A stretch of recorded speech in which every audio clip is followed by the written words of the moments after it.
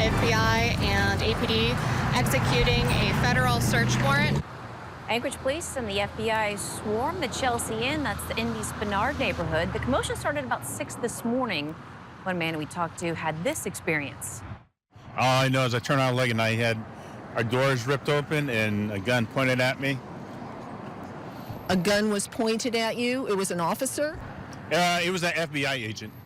And there were lots of officers making a lot of noise at the Spenard Hotel this morning. Lauren Maxwell tells us it was part of a federal drug investigation at the Chelsea Hotel. Neighbors say the Chelsea Inn has been a trouble spot for at least the last year, and some of them told me they're happy about what happened this morning. The activity started around 6 a.m. with what neighbors say sounded like loud gunshots.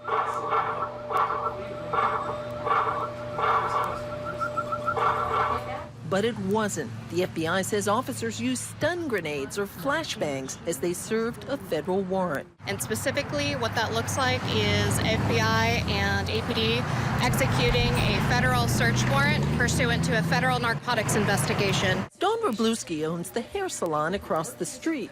Her security cameras captured dozens of officers and SWAT teams arriving on scene early this morning. Wroblewski has been keeping track of activity near the hotel and says she wasn't surprised to hear drugs were involved. On the streets around the hotel, there was drug dealing going on in the hotel parking lot and drug dealing going on. I seen people dropping drugs out the windows. People who lived at the hotel huddled in a parking lot and watched. One of them, Ricky Keener, says officers forced their way into his room. All I know is everybody was getting handcuffed and brought over here to this spot right here. All the residents were handcuffed? All the residents were handcuffed.